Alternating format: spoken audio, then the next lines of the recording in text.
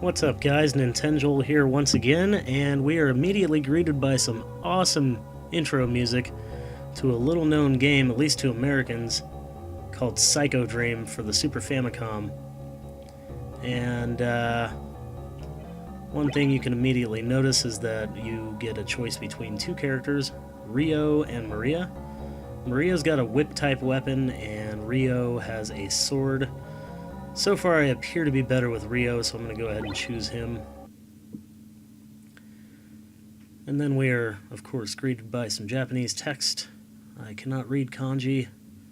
I do not know Japanese, but you don't really need to know the story in this game. It's just a fun, side-scrolling, action platforming game that reminds me quite a bit of Run Saber. And has this creepy baby crying in the background, or possibly laughing. I think it's more disturbing that I don't know which it is. Also, how much did they pay Fuji to have that little advertisement in the front of their game? That's pretty funny, because back then Fuji was probably worth a shit ton of money. I don't know if they are anymore. This intro is nice, though. It's got some nice scrolling and good graphics, but that's basically all the intro is. I'm not going to let this run all the way through, otherwise we're going to sit here for another 5 minutes. Let's get straight into the gameplay. One thing of note immediately, I did not know that you can run with the R and left bumpers. They both do the same thing, and they make the game incredibly easier. Well, they're necessary. You actually can't jump high unless you use those buttons. This part of the game is kind of frustrating. You just have crap flying at you, and it seems like no matter what, you can't dodge most of it. But that's okay. This game's not easy, but it's not really incredibly hard. You have a lot of life, and you also have these power upgrades for your weapons that kind of remind me of a shooter because you can kind of stack them. For instance, I just got the yellow upgrade. If I keep getting yellow upgrades, I will keep increasing my sword's circumference, actually. Not really its length, but it goes around you, kind of, and kind of protects you. You also get a shield with the green one, and if I can get out of this area, that'd be great. I really do hate this part. It's funny, they put some of the harder things right in the beginning. After this, it's not actually too incredibly hard. These birds suck, though. Much like most old games, birds are the worst enemy in the game. And I just got some life, yes.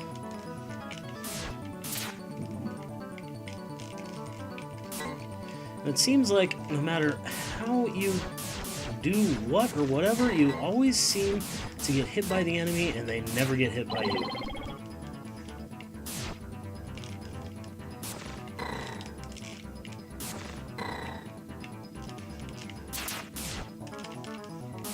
Just need to concentrate a bit more.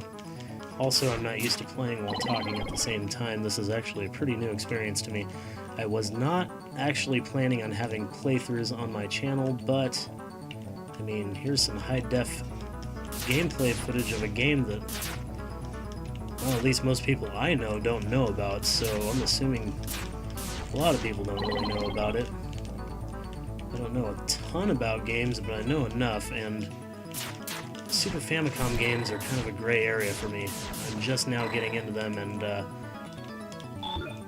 this is the first one that I really have that I could play without needing to know any Japanese at all.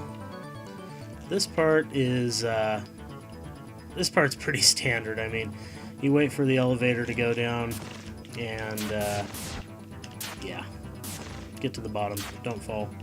Don't get hit by enemies. As you can see, my weapon upgrade has gotten pretty badass. You just spin around and shoot lasers everywhere. However, they only hit certain spots of the screen, so you actually do have to still kind of be careful. There's some more health. Just so you guys know, I am playing this on easy. I don't know.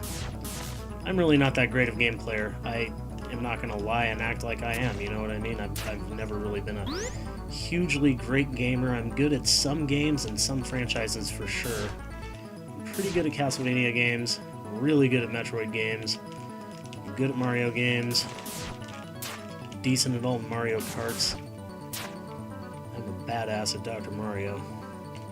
But they're just average side-scrollers, you know.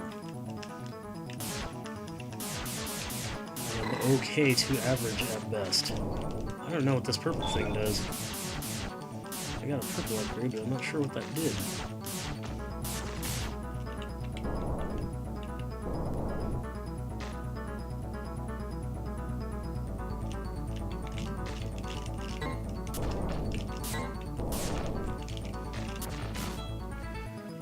Not talking much because this part of the game is actually kind of tricky. You have to avoid the fire that's coming down from the sky, and you also have to avoid these stupid things. Now, what's interesting here is you can go in these doors, and then you can just go right back out of them, but you can't really go backwards in some areas. Some areas you can. This whole level appears that you can, but it's really odd. There's all kinds of stuff that you can do and go, and it kind of reminds me of Splatterhouse having the multiple directions to go in.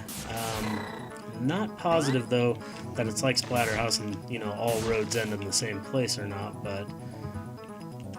Oh, I remember this room. This room serves no real purpose that I've found, except for, you gotta kill those enemies. And they just made me lose my weapon. That sucks. I'm not actually exactly sure what makes you lose your weapon, because... I wasn't really low on life. I don't know if it's like a limited time thing or what. I still haven't figured that out. I'm actually going to go in this door to hopefully score a weapon. Yes, I did. That's awesome. That's exactly what I was hoping to do. These guys shoot lasers, but they're fairly easy to avoid. And yeah, I was right. You can't really do anything in this room. Except for get that weapon upgrade that I needed.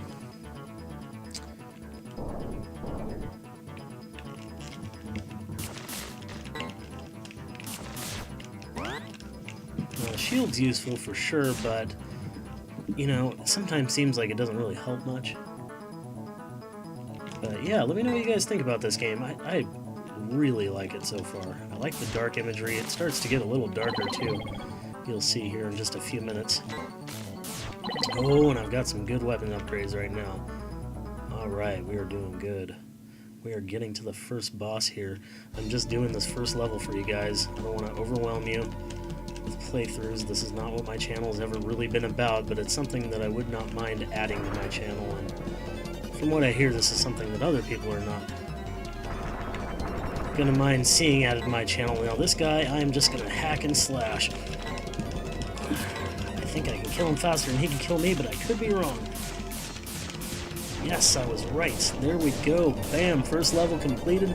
Let me know what you guys think about this game. This is Psycho Dream for the Super Famicom, a game that was supposed to come to America as Dream Probe and actually got canceled. I like that, track 1 complete, not level 1 complete. I actually said track somewhere, I think in this video, because I keep seeing that. Here's the beginning of the second level. Now, keep in mind, I may not have the exact same life or score or any of that next time you see me play.